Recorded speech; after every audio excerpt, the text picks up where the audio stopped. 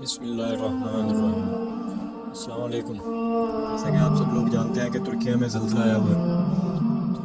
کافی لوگ جاں بحق ہو گئے اس میں، اور ابھی تک مزید جاں بحق لوگوں کی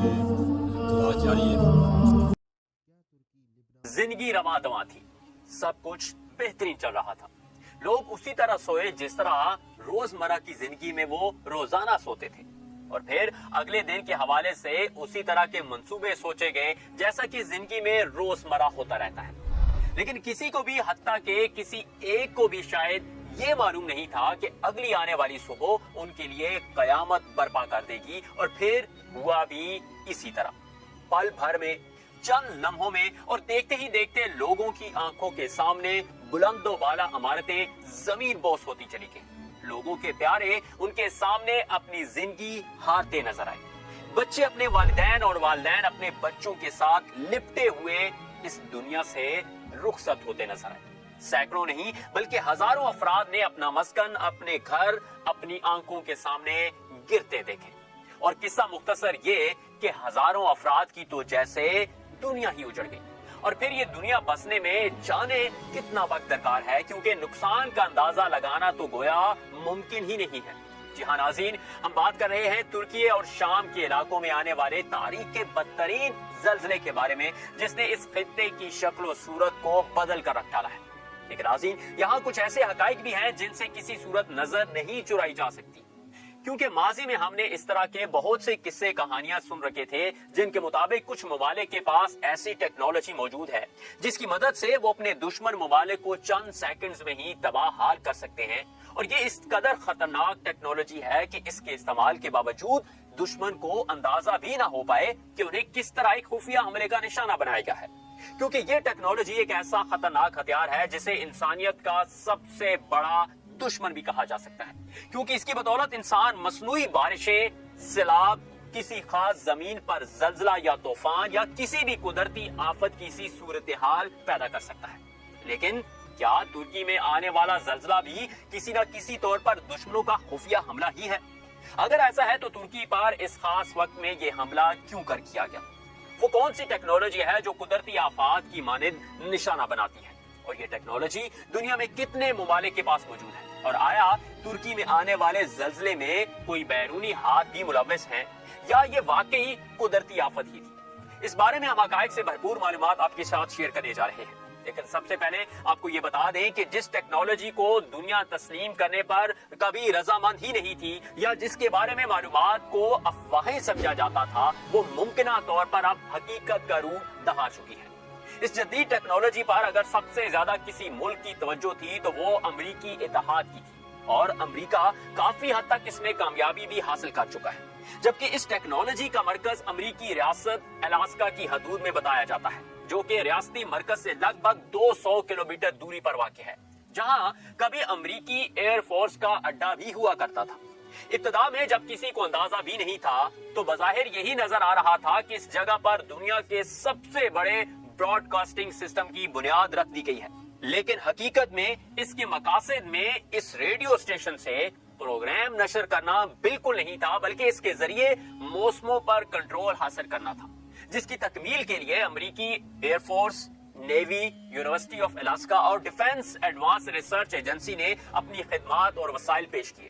اس مقصد کے لیے 180 بڑے بڑے ٹاورز لگائے گئے، جن کی بلندی 72 فٹ بتائی جاتی ہے۔ ان ٹاورز کو اسی طرح باہم جوڑ دیا گیا جیسا کہ وہ ایک ہی بڑا اینٹینا کا کام کرتے ہیں، اور فضا میں موجود ٹنوں کے حساب سے موجود انرجی کو وی ایف ایم لہروں کے ذریعے کنٹرول کرتے ہیں۔ ناظرین، اس ٹیکنالوجی کو ہارپ ٹیکنالوجی کا نام دیا گیا ہے، اور ابھی تک کی دستیاب معلومات کے مطابق ہارپ کی مدد سے 36 ملین واٹس ہائی فریکوینسی کو خلا میں بھیجا جاتا ہے، اور اس انرجی کو 72,000 ریڈیو اسٹیشن کی طاقت کے برابر تسلیم کیا جاتا ہے، اور پھر اس کے بعد اس انرجی کو خلا میں ایک خاص مقام پر بھیجا جاتا ہے، جبکہ واقفان حال کا کہنا ہے کہ ہارپ کا اصل مقصد موسموں کو کنٹرول کرنا ہے، جس کی مدد سے امریکہ دنیا کے کسی بھی ملک کے موسم کو اپنی مرضی کے مطابق ڈھالنے کے قابل بنتا جا رہا ہے۔ اگرچہ اس فکر سے اختلاف کرنے والے طبقات بھی کئی ایک ہیں جن کا دعویٰ ہے کہ یہ سب کچھ مبالغہ آرائی پر مشتمل ہے،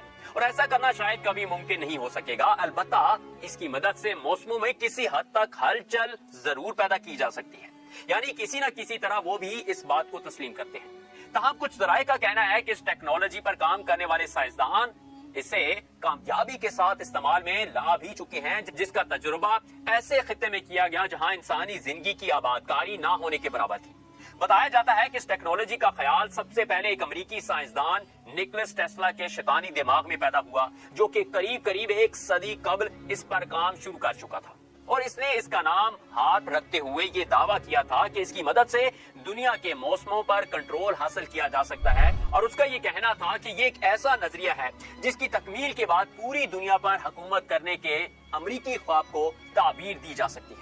گویا اس ٹیکنالوجی کے حصول کے لیے امریکہ میں 100 سال پہلے ہی کام شروع کیا جا چکا تھا، اور پھر 2013 میں باخبر حلقوں اور میڈیا میں یہ شور سنا گیا کہ امریکہ ایشیائی ممالک اور خصوصاً پاکستان کی سرزمین کو اپنی ہاٹ ٹیکنالوجی کی مدد سے اپنے مقاصد حاصل کرنے کے لیے استعمال کر سکتا ہے، اور پھر اس کا استعمال امریکہ اور امریکی اتحاد کے مخالفین کے خلاف بھی کیا جا سکتا ہے، جن میں ترکی اور چائنا سمیت کئی دیگر ممالک بھی شامل ہیں۔ نکولس ٹیسلا کا پیش کردہ نظریہ، جو کہ 1915 میں سامنے آیا تھا، پینٹاگون نے اس کو عملی شکل دینے کے لیے اپنے وسائل استعمال کیے۔ اس بارے میں کہا جاتا ہے کہ اگر بیان کردہ باتوں کو سچ بھی تسلیم کر لیا جائے تو یہ اس قدر خوفناک ہو سکتی ہے کہ ایٹم بم اس کے سامنے محض ایک پٹاخے کی صورت اختیار کر جائے گا۔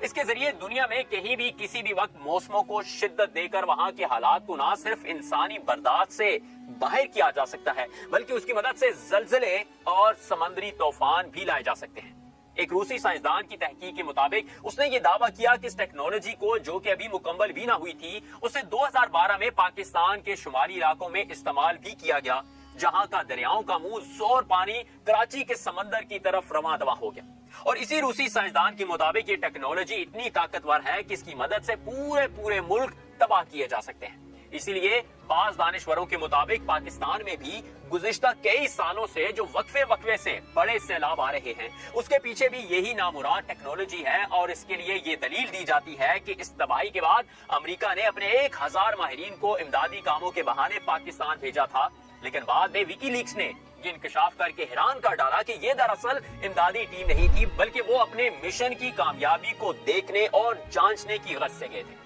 یعنی یہ بات واضح ہے کہ ہاٹ ٹیکنالوجی امریکی محکمہ دفاع کا سب سے متنازع ترین پروگرام ہے، جس کی مخالفت میں امریکہ میں بھی کئی گروہ سرگرم ہیں۔ اب جبکہ حال ہی میں ترکی میں بھی ایک قیامت برپا کر دینے والی قدرتی آفت زلزلے کی شکل میں سامنے آئی، تو اس زلزلے کے حوالے سے بھی بعض حلقوں کو تشویش لاحق ہے، کیونکہ پچھلے کچھ عرصے میں ترکی ایک ایسی طاقت بن کر ابھر رہا تھا جس سے نہ صرف یورپی ممالک بلکہ اسرائیل و امریکہ بھی خائف تھے، اور پھر ترکی نے وقت کے ساتھ ساتھ اپنی طاقت کو مزید بڑھانے کے بھی اعلانات کیے اور اسی طرح کے کئی منصوبوں کا بھی اعلان کیا۔ تو یہ بات تو ظاہر ہے کہ ترکوں کی ترقی اور ان کی طاقت میں آنا کسی صورت بھی مخالفین کے لیے قابل قبول نہیں تھا، لیکن اب کیا ترکی میں آنے والا زلزلہ بھی ایک جدید ٹیکنالوجی کے تحت حملہ ہے یا قدرتی آفت ہے؟ اس پر آنے والے دنوں میں مزید تحقیقات کا سامنے آنا ابھی بھی باقی ہے، کیونکہ ابتدا میں تو ترکی کا مقصد آفت زدہ علاقوں کی تعمیر نو ہے، جس کا اعلان ترک صدر نے بھی کر دیا ہے۔ لیکن ناظرین، یہاں اس حوالے سے ایک صورتحال ہم آپ کے لیے بھی لے کر آئے ہیں، اور وہ یہ ہے کہ آپ کے خیال میں مسلم ممالک کو بھی جدید ٹیکنالوجیز کو حاصل کرنے کے لیے مل کر کام کرنا چاہیے یا نہیں؟ کیونکہ اس کی اشد ضرورت بھی ہے، تو اس بارے میں اپنی رائے ضرور دیجیے گا، اور زلزلہ متاثرین کو اپنی دعا میں ضرور یاد رکھیے گا۔ پھر سے حاضر ہوں گے، تب تک کے لیے اجازت دیجیے۔ اللہ حافظ۔